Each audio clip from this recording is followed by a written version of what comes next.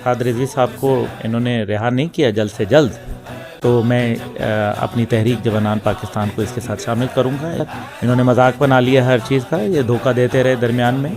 शेख रशीद साहब जो है वो कहते रहे कि हमारे मामलात हैं, हम तो आगे मिल के काम चलेंगे या कुछ करेंगे, और फिर ये बाकायदा ये काम क्यों किया? अगर ये साथ चलने की बातें हो रही थी, इस्तेमार की कुव्वतें पाकिस्तान के ऊपर इस बुरी तरीके से जो है वो छा गई हैं कि पाकिस्तान के नज़रिए से प्यार करने वाले नबी पाक सल्लल्लाहु अलैहि वसल्लम की नामूस के रखवाले, अब उनके ऊपर मगरिब से हुक्म आएगा और वो जो है यहाँ नाफिजुल अमल होगा। ये नहीं होने दिया जाएगा, बिल्कुल भी नहीं होने दिया जाएगा, ये गलत है। साद रिजवी साहब का अपना कोई एजेंडा है, ज़ात का एजेंडा। वो क्या कह रहे हैं कि मुझे पैसे दे दो, मुझे हुकूमत दे दो, मुझे क्या दे दो, मुझे मिनिस्ट्री दे दो, क्या कह रहे हैं? एक खादिम हुसैन रिजवी शहीद रहमतुल्लाह अलैह का मिशन ही लेके आगे चल रहे हैं ना, तो ये बात करने में इसमें क्या है? सरासर धोखा दिया गया है, सरासर जो है वो ज़्यादती हुई है।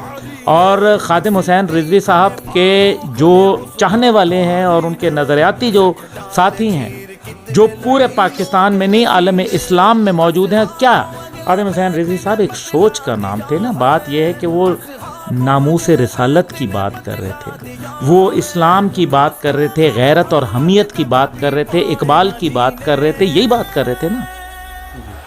तो ऐसी सूरत हाल के अंदर, मुल्क के अंदर आप अफरा तफरी पैदा कर रहे हैं। हुकूमत को किसी दुश्मन की क्यों ज़रूरत है?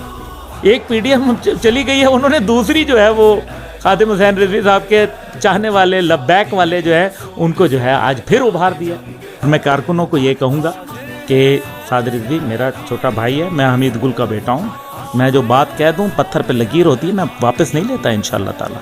मैंने कहा है, मैं बन के दिखाऊंगा, और मैंने आज यही पहले भी आपके शुरू में मैंने बोल दिया कि मैं कॉल दूंगा, और मैं इंशाअल्लाह ताला देखूंगा कि कितनी देर तक ये साद रिजवी साहब को गिरफ्तार करते हैं।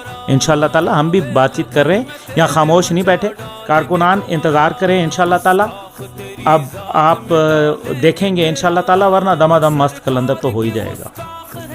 बहुत इमरान खान की हुकूमत वैसे भी डामाडोल है, काफ़ी सारे चैलेंजेस का सामना है। ऐसे सफ़ीर को निकलवाते उसके बरक्स उन्होंने हाफिज़ साद साहब को गिरफ़्तार करके एक नया पंडोरा बाज़ खोल लिया। इस सिलसिले में आप क्या कहते हैं?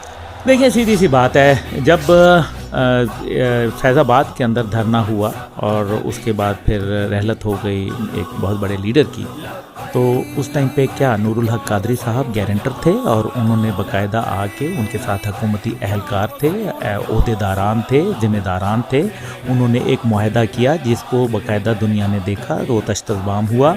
उसके बाद जो है वो मुआहदे की पासदारी करते हुए फिर 17 तारीख को फरवरी की रखा गया, उसमें एक बाकायदा सोशल मीडिया कैंपेन चली और बड़ी स्ट्रॉन्ग कैंपेन चली, और लोगों की बड़ी उम्मीदें थीं। उसके ऊपर फिर साद साहब को बहुत तनकीद का निशाना भी जो है वो बनना पड़ा कि लोगों ने कहा कि ये मौखर क्यों किया गया। फिर हुकूमत ने कहा कि जी हमें कानून साजी की ज़रूरत है, 20 अप्रैल जो है वो डेट दे दी, और अब जो है वो आके आपने गिरफ्तारी कर ली। भाई बात यह है कि कानून साजी करते सिर्फ एक फ्रांस के सफ़ीर के हवाले से नहीं, तमाम उन गुस्ताखान के ख़िलाफ़ एक कानून साजी। क्या इस्लामी जमहूरिया पाकिस्तान नहीं है ये? कामरान साहब, किस में रह रहे हैं आप? क्या आप किसी क्रिश्चियन रियासत में रह रहे हैं? आप किसी यहूदी रियासत में रह रहे हैं? आप हिंदू रियासत में रह रहे हैं? ओ बाबा, पाकिस्तान में रह रहे हैं, ला इलाहा इल्लल्लाह वाले पाकिस्तान में रह रहे हैं, कुरान और सुन्नत वाले पाकिस्तान में रह रहे हैं। आईने पाकिस्तान में अल्लाह को हक में आला जो है वो करार दिया गया है। मैं नहीं कह रहा, आर्टिकल 2A कहता है। किस जगह की बात कर रहे हैं? और उसके ऊपर जो है वो अगर वो कानून साजी करके डामाडोल करके फैसले नहीं करने थे, आप नव मुआहदा करते। हमने कब कहा है कि जाके फ्रांस के सफ़ीर को ही वाहिद निकालना है? भाई वो भी करें अगर ज़रूरत पड़े, लेकिन सबसे पहले कानून साजी करें ताकि आइंदा किसी की जसारत ना रहे। उसके तरीके हो सकते थे कि जी अगर ऐसे किसी भी मुल्क में इस किस्म की जसारत होगी नापाक, तो उसके ख़िलाफ़ जो है 25% पाकिस्तान अपने जो ओहदेदारान हैं, जो उस मुल्क से सिफारतकार हैं, वो निकाल लेगा, और उनके भी जो है वो यहाँ से कम कर दिए जाएंगे। यानी कि कुछ तो दिखाए ना। अगर कश्मीर का मामला जब आया तो भारत के सफ़ीर को क्या नहीं निकाला? तो फिर ये कौन सा इतना बड़ा इशू है? और क्या तुर्की के वज़ीर आज़म अपना जो सदर हैं तैयब एर्दोगान, उन्होंने नहीं करके दिखाया? पाकिस्तान कब से इतना कमज़ोर हो गया? न्यूक्लियर पाकिस्तान, कलमा तैयबा पे बना हुआ पाकिस्तान। اچھا سر، خبر آئی ہے مختلف ذرائع سے پتہ چل رہا ہے کہ سعد رضوی صاحب پر قتل کی FIR درج ہو چکی ہے، آپ اس سلسلے میں کیا کہیں گے؟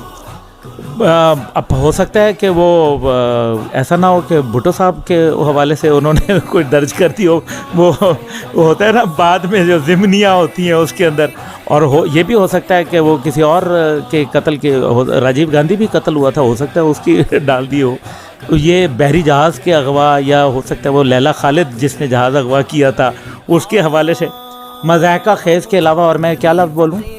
سعد رضوی صاحب کو میرے خیال میں اپنے گھر میں کسی سے بات کرنے کا موقع نہیں ملتا، ان کے پاس اتنے پرستاروں کا ہجوم رہتا ہے، ان کو جو ہے وہ وہاں بیٹھ کے قتل کی یہ اوچھے اور چھچھورے اور چیپ حرکتیں جو ہے بند کر دینی چاہیے.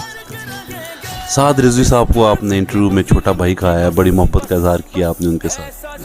آج چھوٹا بھائی گرفتار ہو چکے ہیں، ان کے کارکنوں میں بہت زیادہ اضطراب، بے چینی اور غصہ پایا جاتا ہے.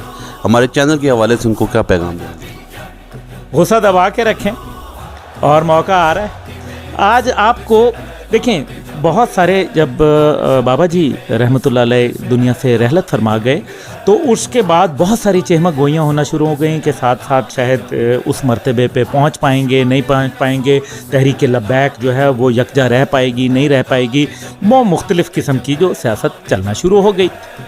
اب حکومت کا میں شکریہ ادا کرنا چاہتا ہوں. تھینک یو حکومت پاکستان آپ کا، جنہوں نے تحریک لبیک کو دوام بخش دیا. انہوں نے دوبارہ ثابت کر دیا کہ تحریک لبیک جو ہے وہ ایک بڑی مضبوط طاقتور سیاسی جماعت ہے، اور وہ نظریاتی جماعت ہے. خیبر سے لے کے کراچی تک، اور کراچی سے لے کے جو ہے کشمیر، اور کشمیر سے لے کے بلوچستان تک آج پاکستان جو ہے وہ جام پڑا ہوا ہے.